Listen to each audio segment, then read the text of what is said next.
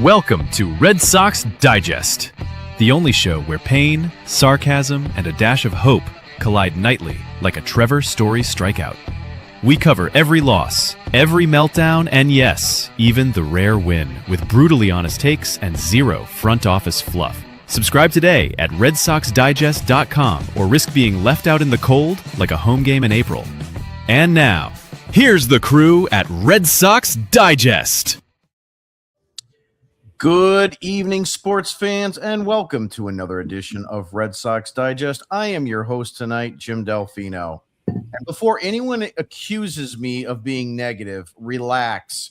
I'm not negative. I'm experienced, which as a Red Sox fan in 2025 just means I've been lied to by optimism before, many times. Usually by people wearing suits who say things like sustainable success while actively doing nothing. I don't trust front offices, I don't trust press releases, and I definitely don't trust the phrase, we're comfortable with where we are. I hear that and immediately assume the roster was built in Microsoft Excel by someone who's never seen a baseball bounce funny off the green monster. Joining me tonight is Nick Face, a man who treats every Red Sox transaction like it personally keyed his car. Nick doesn't watch baseball, he prosecutes it. If Willson Contreras goes 0 for 3, Nick's already calling for accountability hearings and yelling at a fan in row 12 who dared to clap politely. And also joining us tonight is John Martinello, who still believes logic exists in baseball operations. John's calm, rational, and prepared, which tells me he hasn't yet experienced the joy of watching this team stop spending the moment it hits a self-imposed financial ceiling. Don't worry, John, that innocence won't last past April. All right, let's talk about the move everybody's pretending answers everything. Willson Contreras was traded from the St. Louis Cardinals and is now a member of the Boston Red Sox. And yes, on paper, it's a good player, productive, edge, power, leadership, all the words that usually show up right before we're told not to look at the age. Because here's the part that everyone keeps glossing over. He's 34.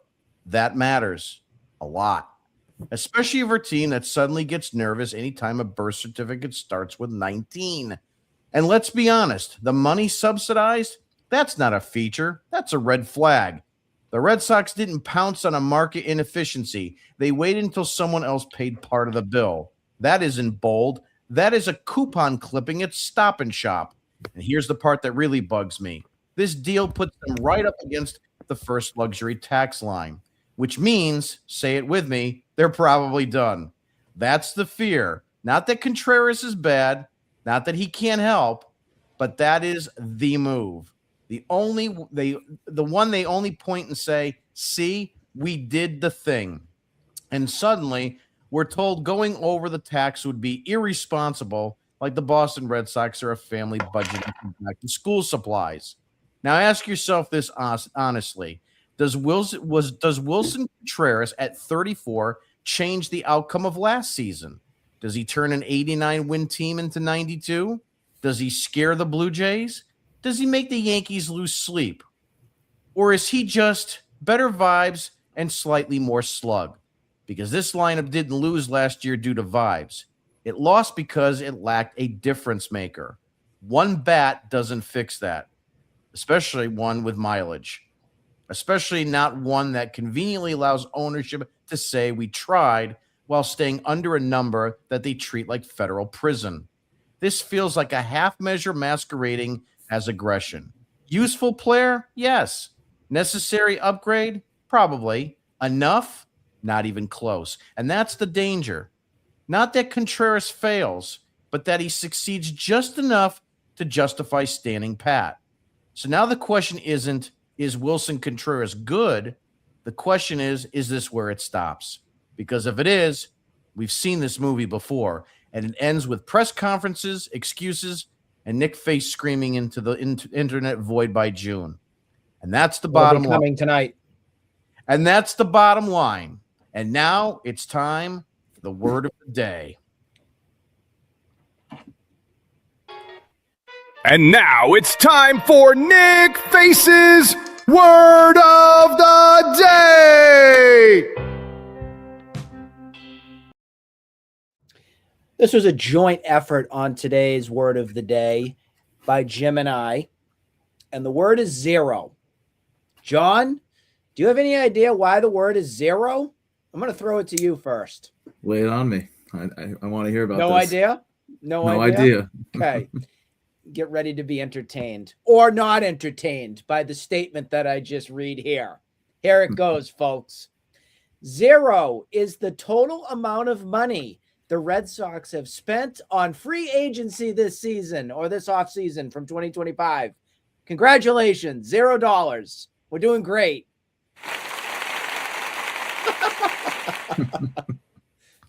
That was a toad clapping. But that is just where we're at. Now, we can change the topic for a second because we do need to go over the Willson Contreras move. We've talked about it. Jim, even before John was here, we chatted quite a bit about this being one of the more predictable, boring, sleepy kind of moves because Chaim Bloom and Craig Breslow sleep in the same bed together. That's why this deal went together. That's what happened. That's because they're BFFs. There is also breaking news as we come into this recording here right now from Ken Rosenthal that says that the Red Sox and the Cardinals are yet again engaged in another trade that would send Brendan Donovan, the second baseman from the Cardinals, to the Red Sox. Breslow and Bloom sitting in a tree. Kissing. That's my jingle for tonight. This is what it is. The rest of the league doesn't want to trade and doesn't want to deal with Breslow. It's sick. This is sick. I don't even know if I should be. I don't have a feeling right now on this because I feel it's just I'm like numb. I don't got anything. I don't have anything. I think Willson Contreras is a fine player. He's 34. I don't know what else to expect on it. Jim will probably throw the comp up of what Jim and I talked over about when this deal happened last night, and it's Mike Napoli. If you want to compare something to it, there's nothing more crystal clear than this being like a Mike Napoli deal. The problem here is that Contreras, again, age 34, that's an older than what we had with Mike Napoli when he was here. Don't get me wrong. I like Napoli for 2013. Thank you very much for the World Series. I'll never forget the big hit off Justin Verlander to win. I think that was game 5 against the Tigers in the ALCS. But I was done after 2013, guys, with him. I don't know about you. I was kind of done. I appreciate it. Thank you. But if you remember, even with the Napoli deal, when this was all going down, the Red Sox had initially agreed on like a 3-year, was it close to $50 million? And then the medicals started coming in about there being concern on the knee and all these other things. This just feels like a deja vu scenario to me. And that's why I'm not throwing a party about this move right here, because I think Bloom was done with Contreras. I don't want to say anything bad about him because there really isn't anything. He's a consistent pro. He's going to give you about 20 home runs. He's going to get about 50, 60 RBIs, something in that ballpark, maybe higher. I'm questioning the durability. He played in a high of 135 games last season. He only played in one other season, and we went over this on the last show where it was with the Cubs. I want to say it was 2018, right around there. It was like about 140-ish games. He's not very durable. And I know he was a catcher and he's converted over to first. But this is just like the backup B, C, D, E kind of move that we all wanted Alonso, and now it's just another thing. If you want to be happy about anything, guys, on this move, it's the fact that Tristan Casas' butt is back down to Worcester now to prove it, because that at least makes me a little bit more happy, I would say, than having to go into the season with another opportunity and another chance for Tristan Casas to fall on his face. He can go rake down in AAA, and you know what I hope he does, because then that will increase his trade value. There's been a lot of chatter today, and last night into the whole thing about, oh, well, now you can trade Costas and get him out of here. He's not worth a bucket of baseballs, folks, right now. So let's pump the brakes on that right now. If we're going to make a trade, he's got to get that value back up somehow in some way. Because right now, it's just nothing. He's not worth anything. If you want a box of Big League Chew, there you go under your Christmas tree. That's what you get. You're not going to get anything. Even Chaim Bloom hasn't asked for him. You know that if he did, he'd be on that team right now. That sucker. But no, he's not there. So that's where I'm at on the Contreras front. We can talk about the Brendan Donovan news a little bit later on. But overall, the word of the day, back to the central point, is zero. We have done $0 in free agency spending this offseason. Let that sink in. Nick's word of the day is sponsored by the Red Sox Duck Boat Brake Pedal, officially installed after every championship parade and immediately slammed to the floor for the next 7 years. The Duck Boat Brake Pedal activates the moment the team shows signs of real momentum. One title, break, 2 deep runs, emergency break, a chance to build a dynasty. The pedal locks, the engine stalls, and ownership calmly says we don't want to overspend. Features include the post-championship caution mode and the luxury tax sensitivity control, and a dashboard light that reads, "You've done enough." Tested and proven, works flawlessly from 2019 through present day. The Red Sox Duck Boat Brake Pedal, built in Boston. And if you need a backup, call Jake Peavy. Exactly. A couple things you brought up about Casas, and if anybody wants to go through my timeline, they'll see it. I did write that I said that this is not the right time to trade Casas, and I am no Casas supporter. Anybody that reads anything I write or hears anything I say, especially you guys, know that I could give a flying leap for Tristan Casas. He's coming to Christmas dinner for you, though, right? Yeah, he's actually invited. I gave him the wrong address. Here's the thing. And I know who you're referencing. There was a guy today that said you could trade him and flip him for some of the stud relievers from the Padres. Everybody thinks we can fleece everybody else, which I hate to interrupt myself, but there was a tweet today from somebody on the Cardinals, one of the Cardinals guys. He said, we fleeced Breslow, and you get our team that says we fleeced Bloom. So it's just funny how no one knows anything. The thing about Casas, you got to put him back down in the minor leagues, let him build up some value, and then at the trade deadline, trade him then. Because right now, like you said, he's worth nothing, and you're not going to get anything for him. So you might as well hold on to him for a little bit and see what happens there. But I want to move on. It's time for the Martin Ello Minute. And now the part they don't want said out loud. No spreadsheets or corporate spin, just the truth, raw and impatient. This is the Martinello Minute. Yeah, so we're going to start going back a couple weeks. We heard about the Red Sox being interested in Contreras about 2 weeks ago. Chris Cotillo and Katie Wu kind of were the first ones to bring it to light. As I discussed on the last episode, I wouldn't mind the trade. Red Sox adding him to the roster, but I didn't want it to happen just because Craig Breslow has to put on his big boy pants and call someone other than Chaim Bloom. But I mean, as far as Contreras goes as a fit in Boston, adding that right-handed bat, that includes a little bit of pop. It's a massive upgrade at the end of the day. His pull air percentage took a massive leap from 24 to 25. 24 is around 13%, and then that got all the way up to about 20%. And over one season, that's in a category of its own. And that being tied to the Green Monster only gives the reason for that number to continue to climb as he heads over to Boston. The Red Sox finally got somebody who knows what they're doing at first base. He was in the 91st percentile with 6 outs above average last year, which was tied for 4th among all first basemen in baseball. And not to mention that last season was his first at first base. So he has he also has a strong and accurate arm. Nick was pointing to his health and his durability. I'm not too concerned about that. Outside of last year, he was a primary catcher, where those guys, if you play over 140 games in a season, that's phenomenal. And in 2024, his last season as a primary catcher, he got screwed over with some freak injuries. He caught a bat off his forearm, which broke it, and he was out. That cost him a third of the season in itself.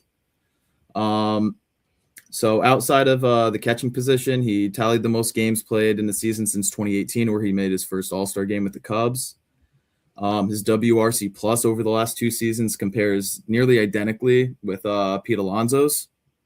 Obviously, he doesn't have the power at this point in his career, but a 20 to 25 homer pop is enough at the position to give the Red Sox the last couple of years, ever since Mitch Moreland in 2019, have had little to no home run production at the first base position.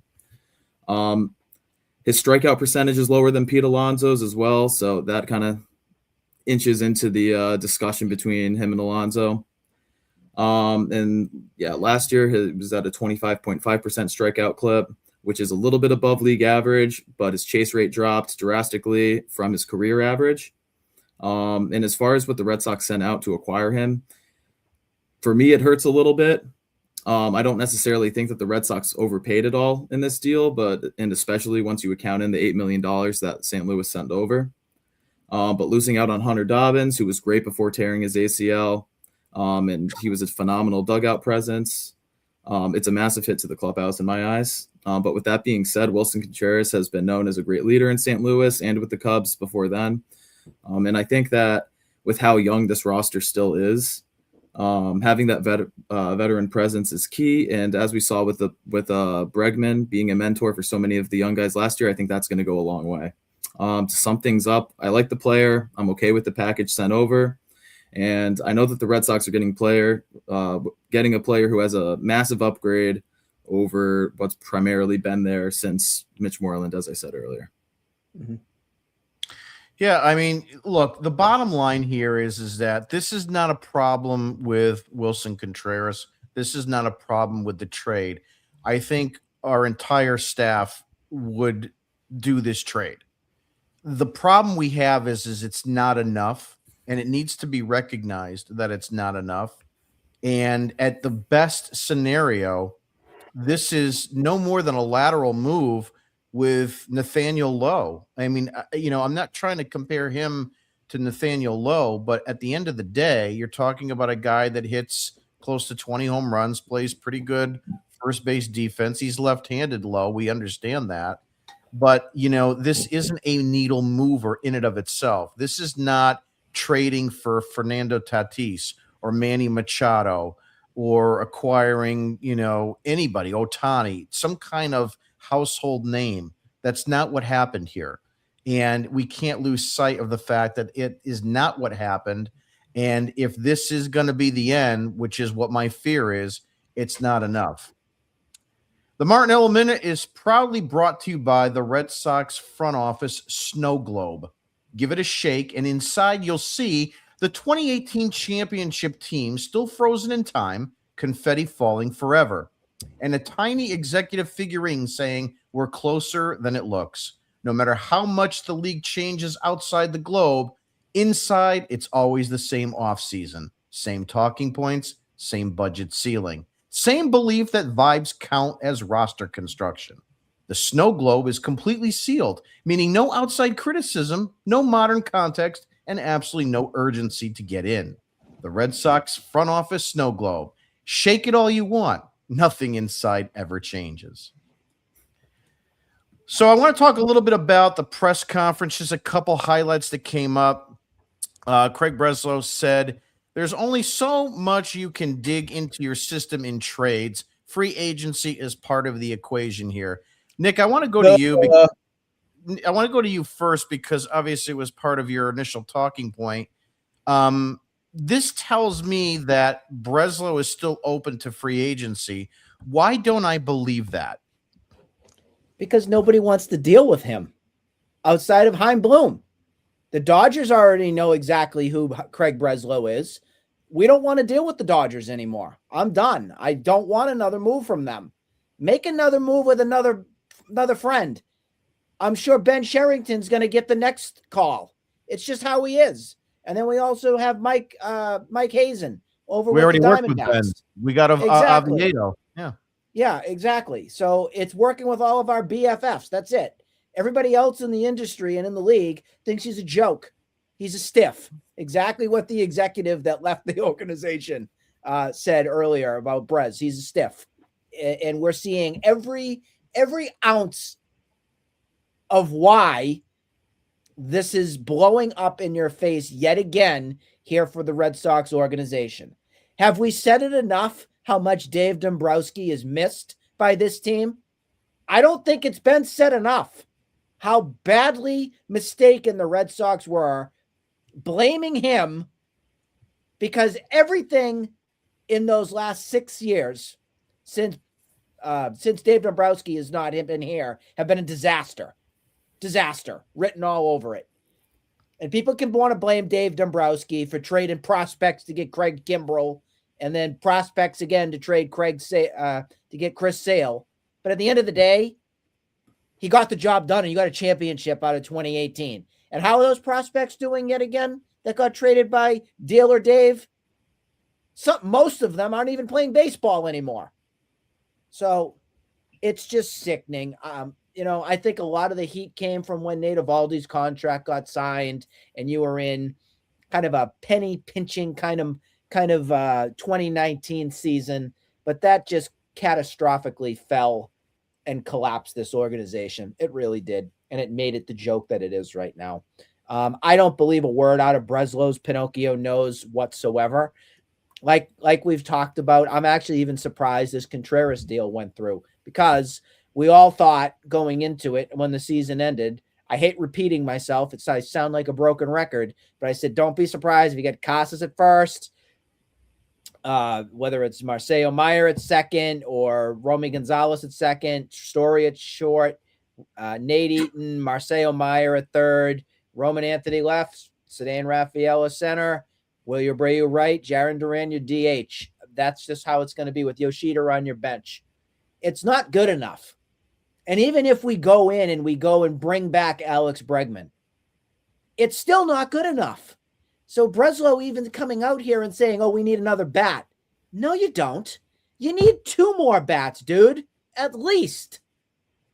But that's just wishful thinking here for us. If we were assembling the team, we would know what we needed to do. He doesn't have a friggin' clue what he's doing. He's just hoping his best friends are going to bail him out. Yeah, I mean, you look at the landscape of what we've traded with, and you brought it up. Obviously, you have Chaim Bloom, he's traded with St. Louis, obviously a former guy here, former GM, CBO. Multiple times now. You had Sherrington, who you brought up for Oviedo. You had Paul Taboni, who was a former Red Sox that you got this reliever Bennett from. Yep. And you had heavy discussions with Mike Hazen in Arizona. It's almost as if we need someone to be on like the Padres that we can deal with. I'm surprised we haven't gotten anything from Seattle at this point. It's absolutely mind-boggling that it appears that he can't work with anybody else but a former employee. I mean, I don't know if it's just coincidental or not. John, what's your take on Breslow's comment here about free agency is still part of the equation? Is this more smoke and mirrors from the Brez? Yeah, I mean, so, anything that he says has to be taken with a grain of salt. He brought up that after the Sonny Gray trade that they were done with pitchers in the 3 through 10 part of the rotation, and then he immediately goes out and trades for Oviedo. But I mean, as far as the free agency portion of that comment goes, I kind of I want to believe him. And as far as my thoughts go, I think that the Red Sox have a plan A, B, and C going forward as we enter the new year and, get ready for spring training. I think that plan A still at this point is the Alex Bregman. Reports from Chris Cotillo say that the Red Sox are currently at like a 4th year as far as a contract goes on him, but they're hesitant. to tack on a 5th-year player option.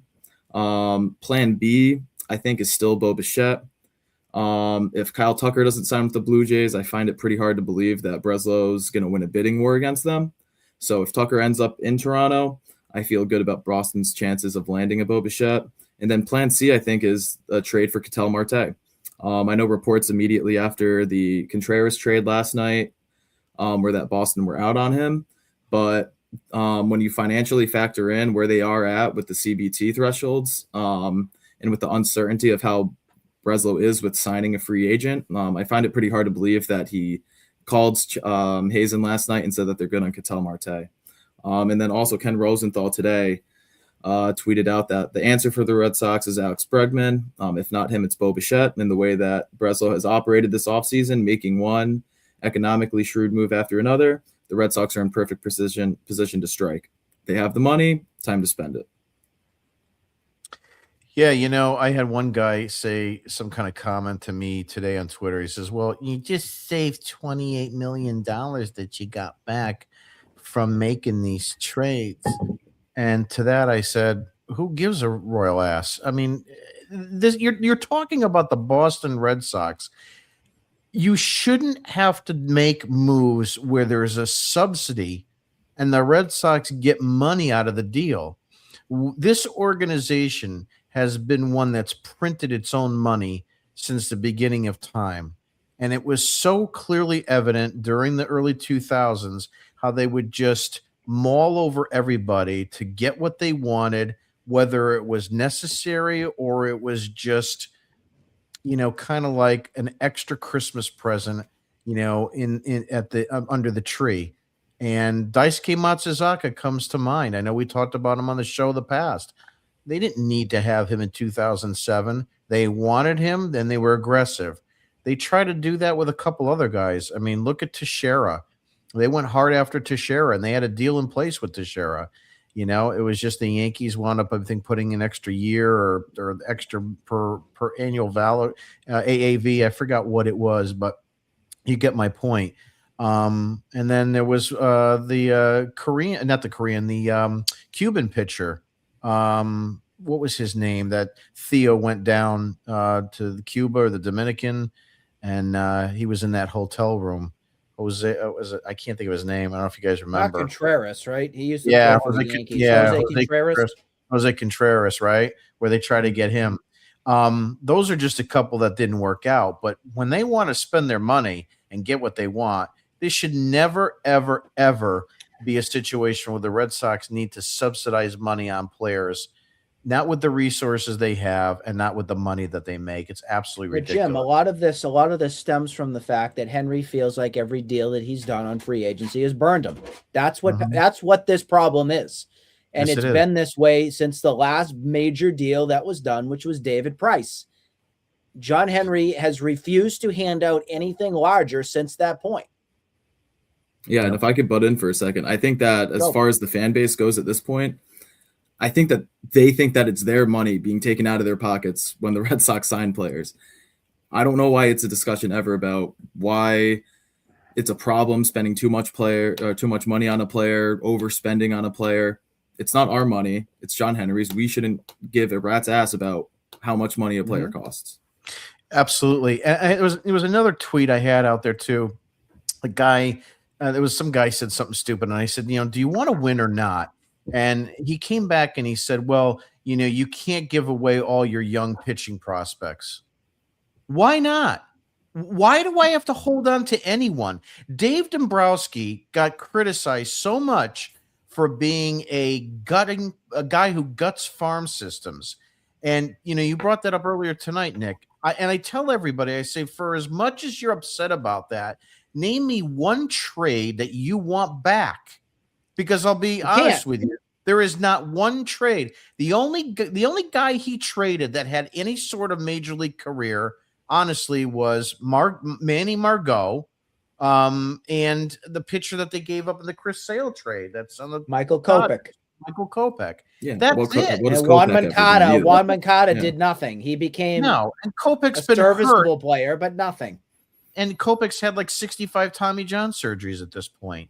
So there's been no trade. Look, these guys are lottery tickets. People that are going to get upset about Dobbins and Tolley and Early. Look, I like Early too. I like Tolley too. Do I think they're going to be front of the end rotation guys? No. I'd love to be wrong. Believe me, I'd love to be wrong.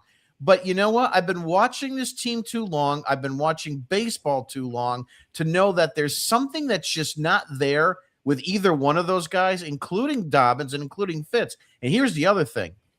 I know your buddy said this today, I think it was, that the Red Sox pitching program is for real. And I got a problem with that.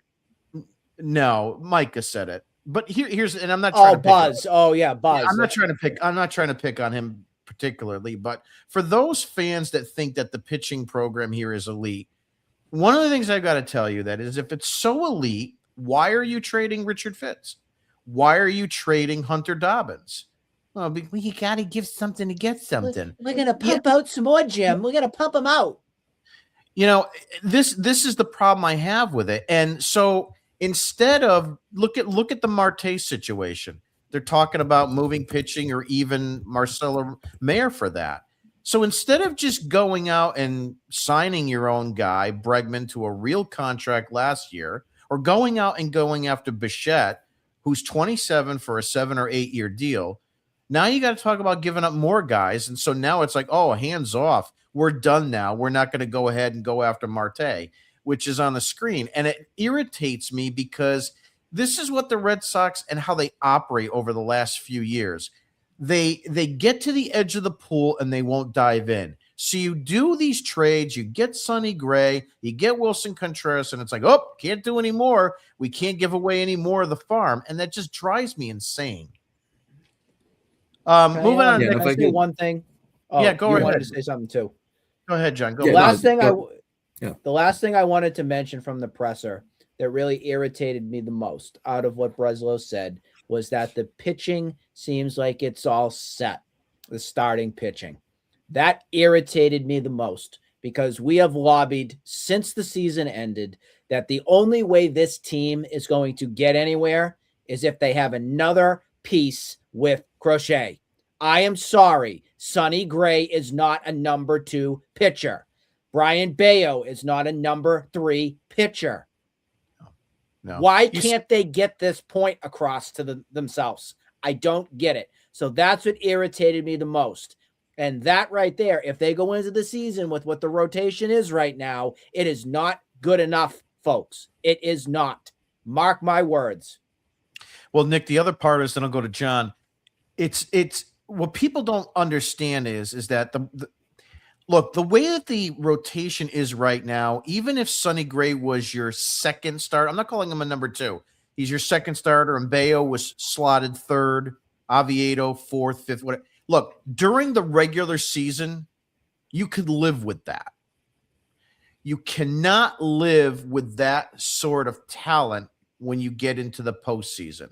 And that's what should have been very crystal clear to every Red Sox fan and every Red Sox executive in this postseason. Crochet was nails, and then you fell off the wagon. And that's what happens when you don't have the right roster construction to be built for October. So when people you don't even have a guy that is complementary to a Derek Lowe, a Tim Wakefield, heck, even 2003 John Burkett, you don't have that. And the quicker fans realize it, the better. Yeah. John, go ahead. Yeah, I mean, yeah, so going back to, giving up too many prospects, can you name – I'll go through the list right now for pitchers in the top 15 on the Red Sox, on Sox prospects. You got Tolley, Early, Witherspoon, Valera, Bennett, who they just acquired, Sandelin, Marcus Phillips, Anthony Ianson, Henry Godbout, or Godbout's not even a pitcher, and Uberstein, who the Red Sox – no, they didn't trade for him. Never mind. But can you guys see any of those guys being in the next 5 to 8 years at top of the rotation arm? Maybe outside of Witherspoon? Witherspoon was the only one. So why do you – possibly. Yeah. So why the hell do you care about trading any of them if it's going to make the club better today? Well, that's just it. And so this is the other argument that I'm going to give Red Sox fans. If you believe that you are in a window of contention and a window to win, just like in 2017, when Dave Dombrowski identified the fact that we were in a 3-year window of contention and he went out and got Chris Sale to have 2 co-aces at the front of that rotation, this is the same situation. You have Garrett Crochet, who's going to be in his age 26 season. You have a window of contention. If you believe that you have a window of contention here, and you're going to hold on to Duran, who's got 2 more years and so on, then why is it that you have to pull up short at the edge of the pool? Dive right in and do what needs to be done to upgrade your roster. And again, for the people that come at me on Willson Contreras, oh, he's much better upgrade than – look, here's the thing. You look at I asked somebody today, I said, would you rather have Willson Contreras or would you rather have Nathaniel Lowe? And somebody said Willson Contreras without question. Well, Willson Contreras has an OPS plus of 118. Nathaniel Lowe had a OPS plus of 116, 2 points lower. So either OPS plus, and a lot of these nerd stats are garbage, or, he was a lot better than we think he was. And I'm not saying that I would want Lowe over Contreras, but I just don't like when people say that this was a fleece, that this was the greatest signing since, David Ortiz, because it wasn't. Moving right along, the Red Sox remain engaged with third baseman Alex Bregman about a return to Boston as well, with club officials remaining hopeful, not necessarily either optimistic or pessimistic.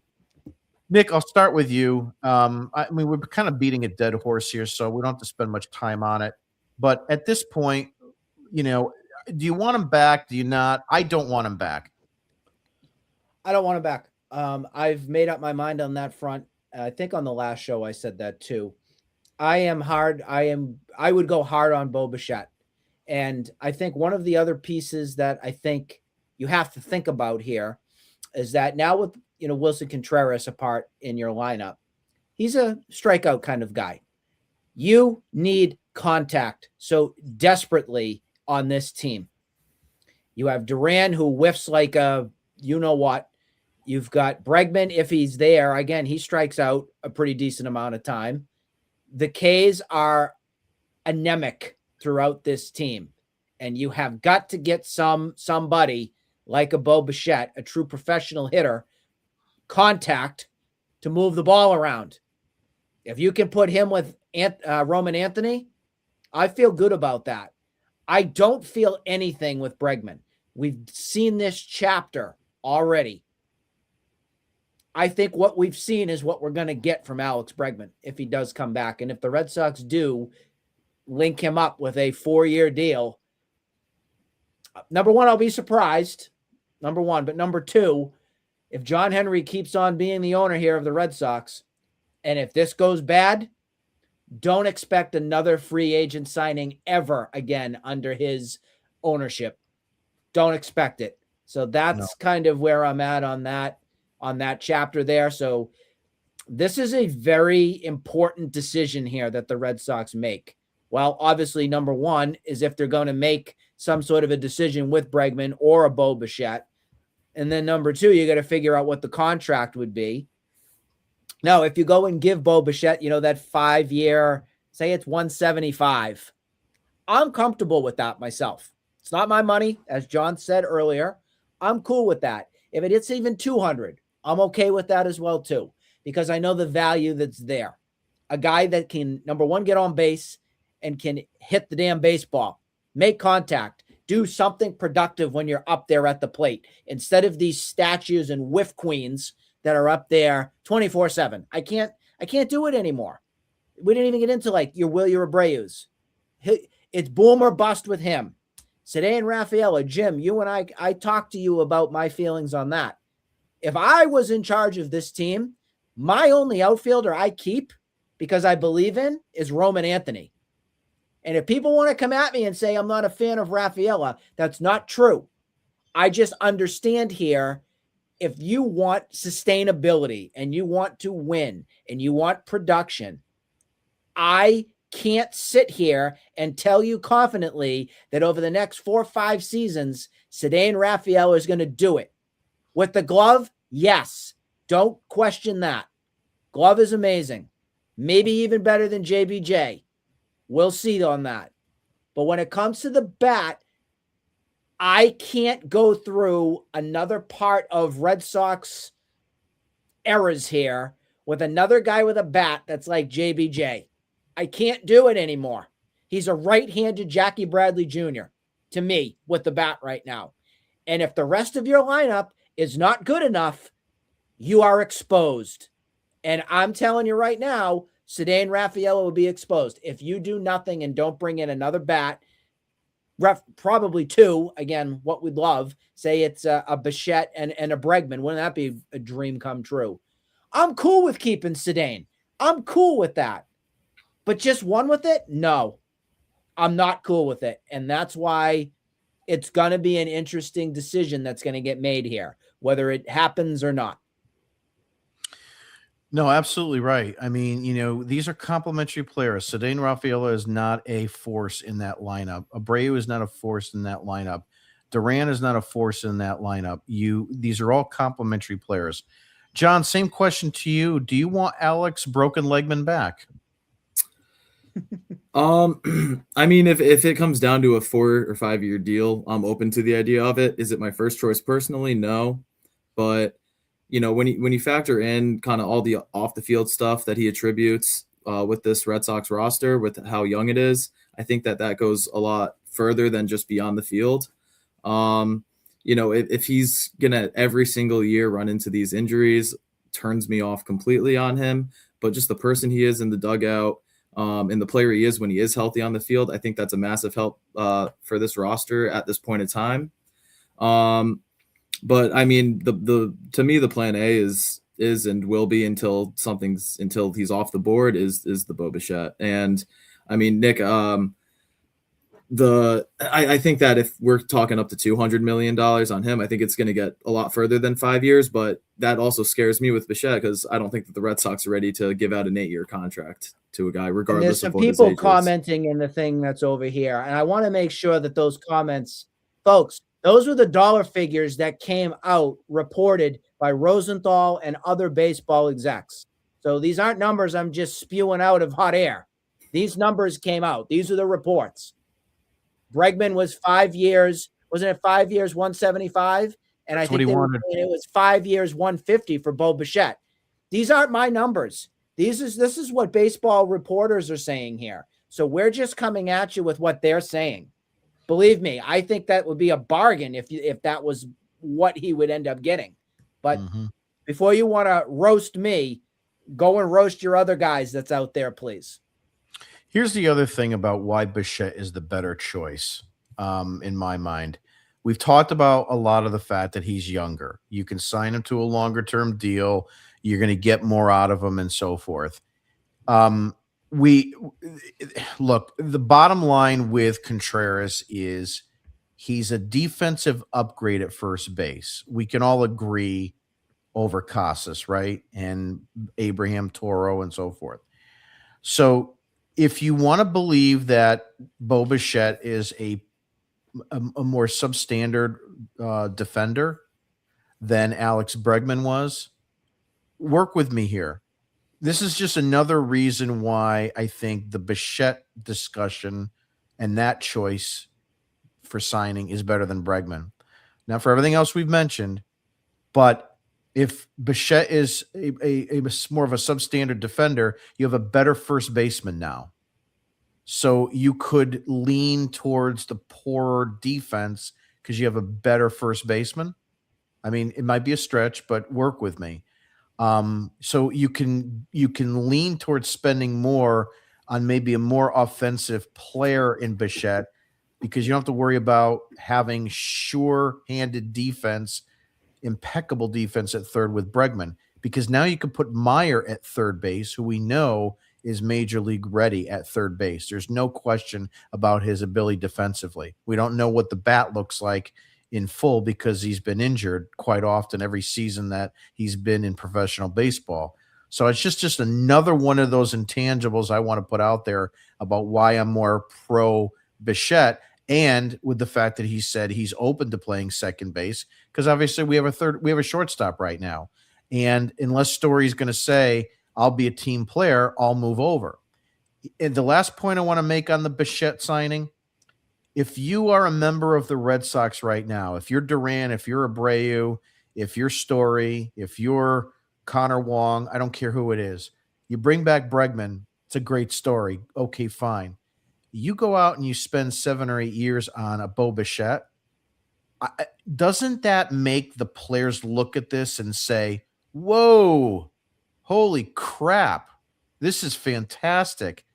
Maybe they go and press a little bit harder. Maybe they try a little bit harder, because now they're looking at this and saying, we're taking a bigger leap here. We're taking a bigger step to try to be a championship caliber team.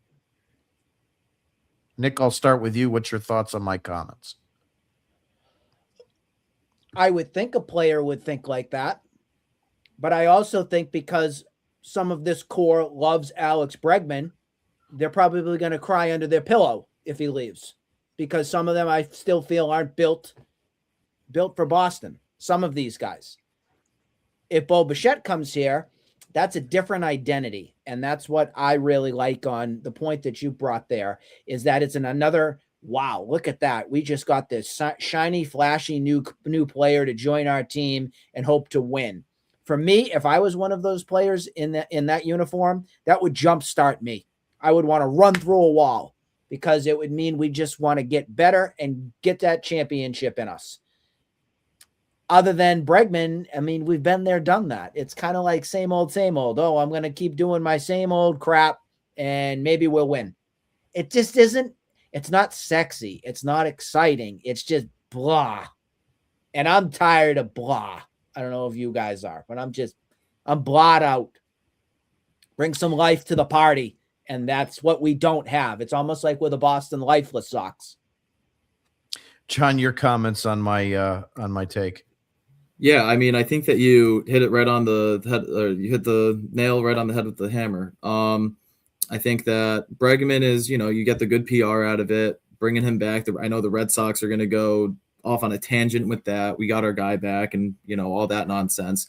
But yeah, I think that bringing in a guy like Bo Bichette kind of changes the mindset for the other 25 guys that are going to be in the dugout on game 1 of 162.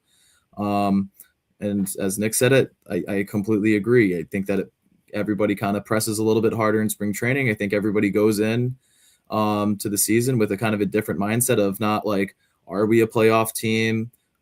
Can we make a division series? I think everybody goes into the season with the expectation of we're going to be in the ALCS and we're competing for a world championship. So, yeah, I mean, I can think that you kind of nailed it, just like the difference between getting a Bregman back or going out and getting that big free agent. Here's the other thing too. I know I keep adding to this storyline. I brought up 2 points today, substandard defense, but you got a better first baseman now. And then obviously bringing in a big splash with Bichette. The other thing is that Bichette is coming into a Boston team. Let's say they get him. You're leaving a team that just was in the championship series, the World Series. He's coming here. He's going to be motivated because he's going to want that team to go there. Is Alex Bregman motivated? Is my question. Alex Bregman is motivated by Scott Boras getting him a big contract. Alex Bregman has championships. Alex Bregman has been to the playoffs for 10 consecutive years. Is Alex Bregman motivated to work hard to get the Boston Red Sox of 2026 and beyond a championship? That's my question to you. So I think that Bo Bichette would be a more motivated player. Moving right along, again, just some really small points right now, just to kind of around the league. Jeff McNeil, who is a pretty good second baseman in his own right, traded to the A's, and now the Mets are believed to be exploring the Ketel Marte trade talks. John, I'll start with you. We're looking for a second baseman. Could the Red Sox have gotten involved in this? Could they have? Yes. Would Craig Breslow have ever come close to closing a deal with somebody not named Time Bloom? Probably not. And I don't think that you could name one Red Sox fan that said, I want Jeff McNeil on the Red Sox in 2026. So, I mean, he goes to the A's. I don't even know what the return for him was.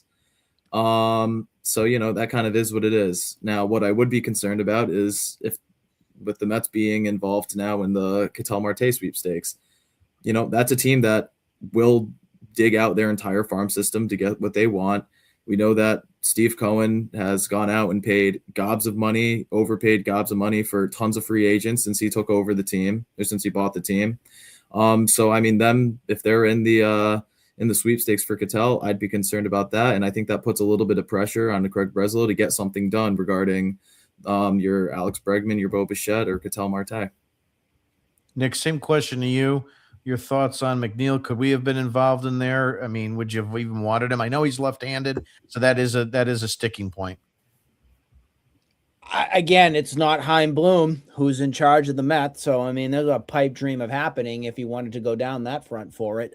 This is not the same Jeff McNeil from 2022 when he was an all-star with the Mets. Had a 326 batting average that season, batting champ. He's had two down seasons, 2024, 2025. 2023 was pretty decent. He had a 270, 333 on base. He slugged 378 that season, played in 156 games. He's played in a decent amount of games, which is good. The last two seasons, he's been in the 120-ish range. So not bad overall on that front. But I think that with what you got right now, with your Romy Gonzalez types, and even I'll throw Nick Sogar's name in there. And who knows with Marcelo Meyer on what you do on that front. I think I would have been pretty okay with the pass on this and kind of see what else the market has out there. I am pretty intrigued about the I guess I would say intrigued, being more interested on a Brendan Donovan type from the Cardinals, just because we already know that if Breslow offered something, Chaim Bloom will probably say, sure, throw me back one of my other prospects that I want back. So I think there was probably more legs to that. And again, with the report coming out as soon as this pod started on that, I would be pretty surprised if something didn't materialize on that front, to tell you the truth. And I think that will sadly kind of end the discussion on the Bo Bichette front and the Ketel Marte front. The question is, will they still get Bregman out of this? That's a coin flip to me right now. Am I okay with it? Do I think that this makes the team better and gets them to another level for a postseason? No, I don't. But they're proven major leaguers. I can at least give you that, guys, outside of some of the other things that we've had to deal with over the past couple seasons. So I guess if you want positivity, there's positivity to you. The other thing I wanted to mention too, before we jump back, I appreciate everybody's comments that are on the side here tonight. This is one of our better commented pods that we've had in quite a bit of time. And I just want to throw a shout out to some of you people that have some decent and good amount of things to say. Some of them I roll my eyes with, but there are some good things, and we'll go over those, I'm sure, a little bit later. So I appreciate those that are commenting and kind of joining in here on this live show. The thing I want to comment on the Brendan Donovan, maybe it would have been just easier for all of us if Breslow and Bloom got together and said, listen, give me Gray, give me Contreras, give me Donovan, give me Arenado, give me Arenado. Just put them all in like one, put them in one all-you-can-eat trade and be done with this nonsense. Nick, you brought up a really important point. If they go and they get Donovan, I am scared that that's the end of any talk with Ketel Marte or Bichette. It will be. And then, like you said, it's back to Bregman. And See, this is what really irritates me again about the trades and the acquisitions that they get, and why people say you're so negative. No, see, you're spending the offseason just recavaching the guys that you didn't have, that are either platoon players. You had platoon players at first, you had platoon players at second. So okay, now you're getting some guys that can play 150 games a year, 160 games a year. That sounds great and all, but you're just getting stopgaps, 2-year deals, 2-year deals. And then what's going to happen is in another 2 years, you're going to be doing this all over again. And that's what you've been seeing since 2019. Your Garrett Richards, your James Paxtons, your Patrick Sandoval's, all these guys, Bueller 1 year, Giolito 2 years. You can't keep doing this. They don't want to spend the money, but, and Thayer loves when I say this, they are constantly walking over dollars to pick up dimes.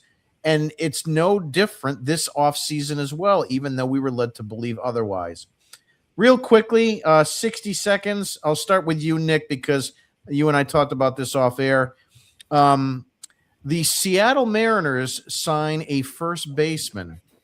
His name is Rob Refsnyder. He has a 1 year, $6.25 million deal. The Seattle Mariners bagged their first baseman, Nick. I have this very weird suspicion that there was no conversation with Rob Refsnyder when we had absolutely no hope in the land when Casas went down and first base became a black hole for this team. I have a weird suspicion that they never went to Rob Refsnyder to ask him. I have a weird suspicion that there was nothing done on that front. They didn't even ask. That's exactly what I think went down. Now, I do want to say to Rob Refsnyder, true pro, congratulations on the $6.25 million deal with the Mariners, plus a $250,000 incentive. He hit the lottery on that. Congrats to Rob on that. Seattle, boy, you're paying that much money for a lefty assassin, I guess, for out there. I would not have paid that for Rob, respectfully. I wish him all the best, and I thank him for his time that's here. But get ready for Nate Eaton, boys. Get ready, because here he comes. John, your reactions to Refsnyder signing in Seattle? Yeah, so I mean, the first note that I have on him, it comes from GG's_MLB on Twitter or X. Since 2022, Refsnyder hit 276, 364, 440 as a triple slash with a 124 WRC plus with the Red Sox. And in 2024, he had a 941 OPS against left-handed pitchers, 2025, a 959 OPS against lefties. Guys, as Nick said, he's a gamer. He's a professional's professional. He was just a stud with during his time in Boston. I'm going to miss him. And to go to your point about if the Red Sox ever asked him about playing third base, I agree. Doubt they ever did. I also bet that he probably asked the Red Sox if he could pick up a glove, and I bet Alex Cora told him no. Said no. Absolutely, yeah.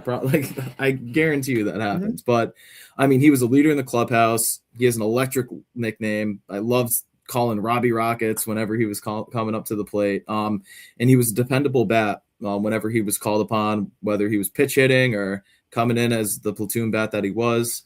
But yeah, like, congratulations to him for securing that $6 million contract.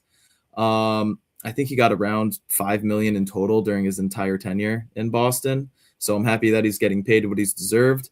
And, you know, for what's a good chance to be the final contract he ever signs in baseball, you know, just hats off to him in securing that deal. To add on to that, like, I think the Red Sox were okay with letting him go. One, like, there's no way that they were going to pay him $6 million. And two, as you brought it to light, Nate Eaton, he's going to kind of fill into that role now.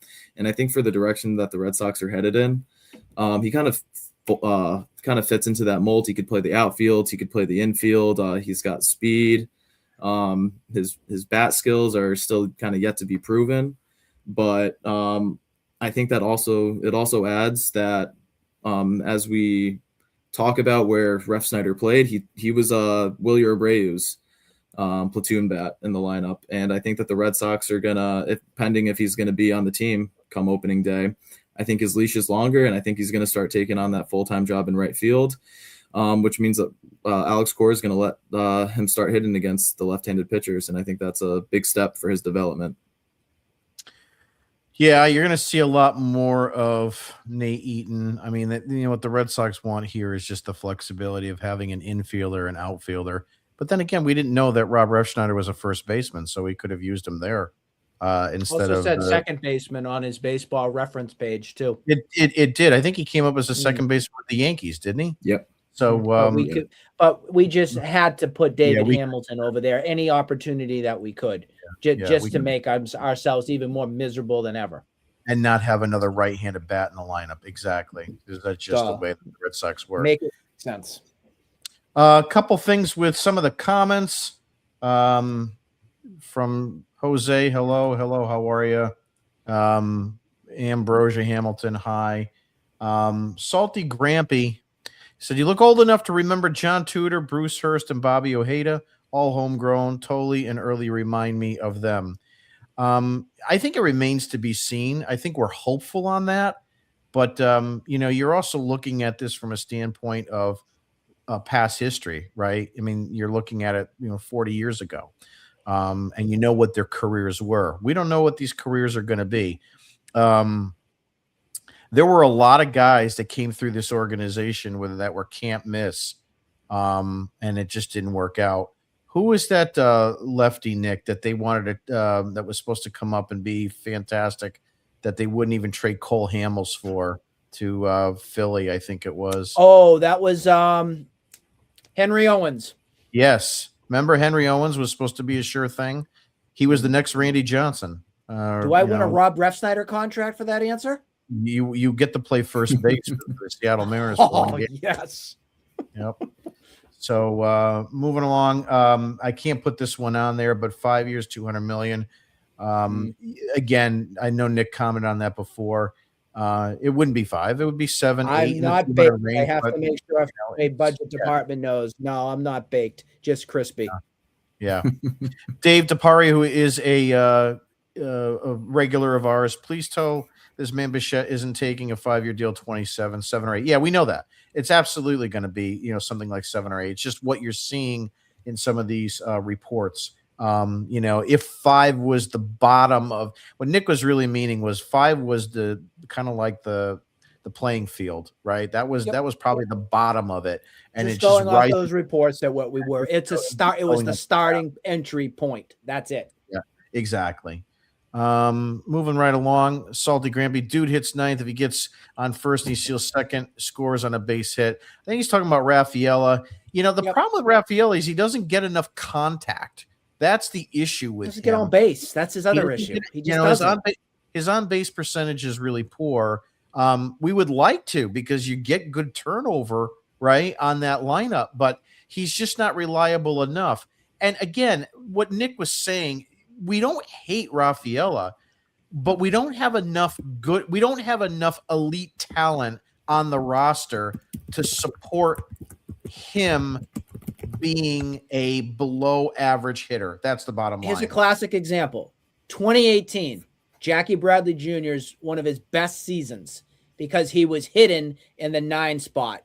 He was perfect there, and he didn't get exposed because your whole lineup had length. This organization lacks any sort of length in any of their roster since you lost Bogarts, JD Martinez, so on and so forth. Yep. Yeah, and to add one more piece on Ceddanne Rafaela, it's not like he doesn't make contact with the ball. He strikes out 19.9% of the time, or he did in 2025, which was a major upgrade over his rookie season in 24. So he makes contact with the ball. It's just a lot of pop-ups. It's a lot of weak contact. And, that's his biggest problem right now. He always has the 2 weeks where he goes absolutely nuts, but then you get 4 weeks of him hitting at a 190 to maybe 210 clip, and everybody wants him off the team and back in Worcester. The problem I can't wait for another season with Pete Fatsy. Can't wait for that. The problem, guys, I think starts and ends with launch angle. That's the problem. These guys are trying to hit home runs on every pitch instead of playing to the strength of their at bat and trying to move runners over. You see that a lot with Duran. He's terrible. He doesn't play the count properly. You know, guys with speed like that, you know, you saw this in the movie Major League, right? With your kind of speed, you should be hitting him to the ground and legging him out. And he would get safe at first, and then he could steal second. It was a Ricky Henderson type of thing. You know, Ricky Henderson got on base.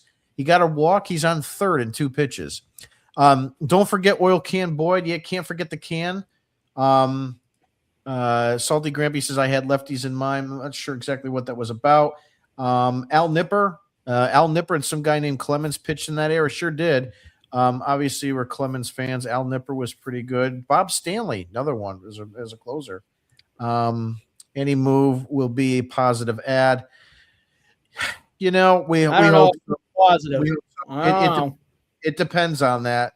Not every single one, but Dave again. Rosenthal is more of a here's my opinion man now, and he thinks what they should do instead of breaking stories. He goes in his gut instead of facts. That's been Rosenthal's way for the longest time. I'm not a Rosenthal fan. I'll just be honest with you as well. Jules said, we ain't getting Bo. Just stop. I have no faith, to be honest with you. If, you know, gun to my head, I have no faith we're going to get him either, but I'm going to relate. We want to go on our want list. Yeah, absolutely. We're going to remain hopeful until we know and the fat lady is singing, and then we can either be joyous or we can rip them. Matthew Wright says we want another Martinello minute coming up on our next show. Is Bo worth a friend? Is Bo worth 180 million? The answer is yes. Okay, I'll sign the check right now. Absolutely. Oh, I don't have that money. Yep. Jules said they're not serious about winning. They're not. Here's the thing. They just want to back their door into the third wild card and say, look, if X amount of dollars of our payroll, let's call it $235 million. If $235 million is the third wild card and $289 million is the first division championship, why pay $50 million more for players when we can sneak in and then hope for the best? That's how they're attacking this. Duran, a Sox fan for life. Duran and Tolley, too much for Marte. You know, I think what bothers me more is his intangibles about, you know, being kind of like not a team player and having some off-field stuff. When you look at that and add that into the equation, I might be convinced with what you say there. But, you know, remains to be seen. I don't have a lot of faith that they're going to go in that direction anyway after what we've been seeing with Donovan. Salty Grampy again. Also, Massa and Casas have options for AAA.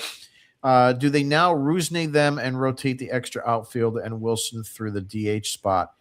It would have happened last season, guys. It probably should have. It probably should have. They're not going to put Massa in AAA. It's just not going to happen. I can't see. Casas will be in AAA, but not Yoshida. Yeah. That's the move to make. He would be the one that would go there. Matthew Wright wants another Martinello minute. Notre Dame kid we love the Martinello minute. You got a lot of fans here, John. Appreciate it. Yankees smoke Sox though. I mean, I don't know. I don't know if they smoke the Sox or not. They probably smoke Marlboros or something like that. The Yankees did not win that series, folks. The Red Sox lost because they stunk up the house. They gave it to them. Let's be real. Salty Grampy again. Massa better to be part of the next trade to the Cardinals. I'm surprised. Damn well better believe it. You know, he's Bloom's whoopee, isn't he? I mean, he should be in that next trade. And you know what? I'll drive him there personally. Here's the thing. If Breslow and Bloom work out a deal and Massa is traded to the Cardinals, I'll take back everything I've ever said about either one of them. How about them apples? And then Salty Grampy lastly is going to miss Rob. You know, it's really, really good. I liked having him here. You know, he was just a professional hitter. That's the bottom line. He did what needed to be done, and he didn't complain. That's a great comp. I love my comps. You know how we do that. You know who he reminded me of a lot? Gabe Kapler. Yes. Great comparison. Yep. Just a professional hitter. He wasn't necessarily the best hitter. Mike Karp, those kind of guys. But you know what? He played hard. He played every day that you got him in that lineup. I saw him make some amazing catches. You remember that one that he caught and he kind of, he went like this and everything at that point. It's just a great guy. I wish him all the best with that. That being said, any final takes? John, I'll start with you. Any final takes for the night?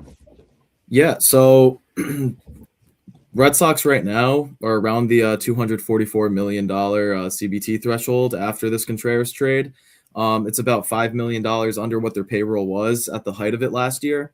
According to Sean McAdam, Red Sox are hesitant to go beyond that, go beyond the next threshold. That's at $264 million.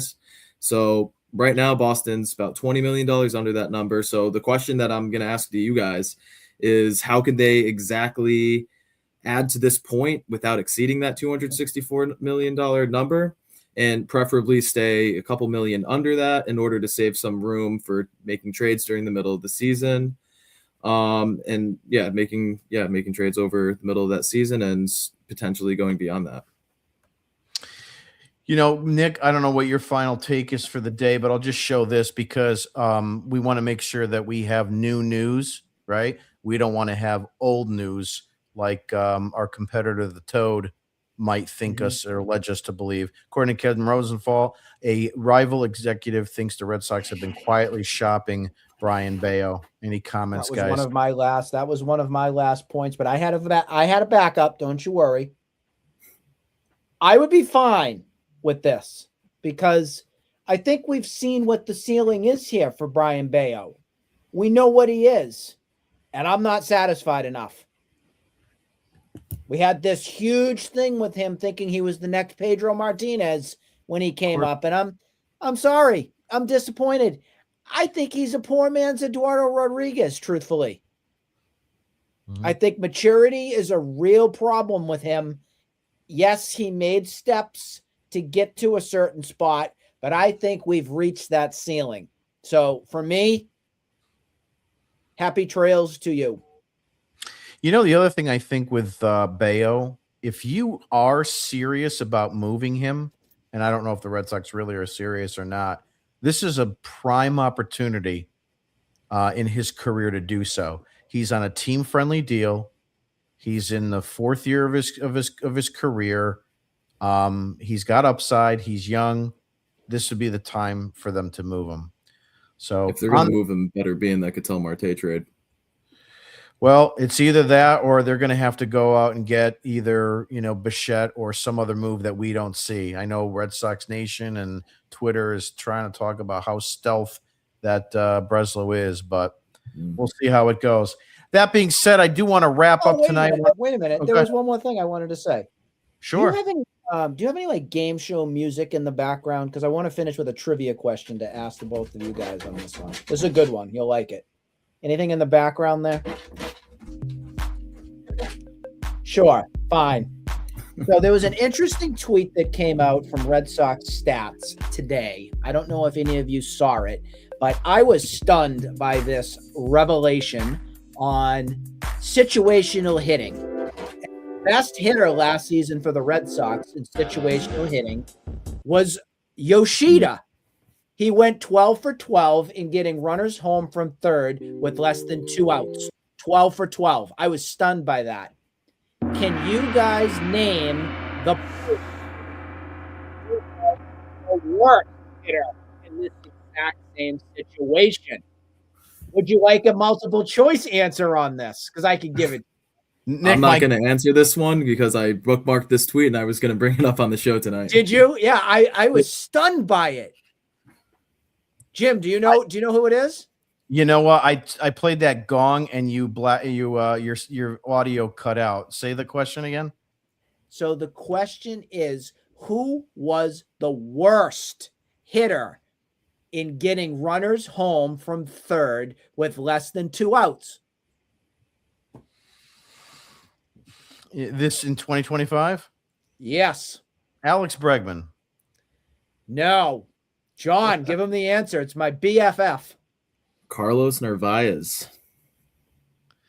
Narvi. One of my BFFs. Yeah. Only 27% of the time runners got home from third with less than 2 outs. I actually thought it was going to be Duran, but 44%. I was pretty stunned on that because I can remember a ton of blown opportunities with bases loaded, in particular by Duran, and it wasn't him. How it went? It went. Navarez was 1.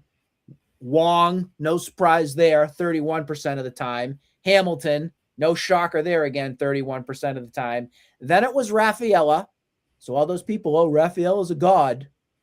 He's not. Story, and then Duran. Garbage, garbage, and more garbage with the bat at times. Yeah, and Duran was at 44% on this particular stat, and Sox stats went on to note that the league average for this particular statistic was 51% for the whole league in 2025. Awesome. Well, on that note, we're going to call it for tonight. I'd like to thank Nick and John for being on tonight's show. If you haven't subscribed to our digital newsletter product, it is at redsoxdigest.com. That is our website. We have daily articles during the season for play-by-play analysis and review of every single game that the Red Sox play, as well as commentary throughout the season and the offseason. As far as future shows go, we don't know what it's going to look like. We'll probably be available as soon as some news breaks. We'll fix it. If it isn't before Christmas, then what I want to do is I want to wish everyone a Feliz Navidad, since you brought him up, and I'll see myself. Except for Toad Boy. Toad Boy, yeah, he's busy doing some pizza Ubering. So that being said, I will talk to everybody on a next episode. John, Nick, thanks very much. To all our listeners and everyone who was in the comment section, have a great night, and we will see you soon.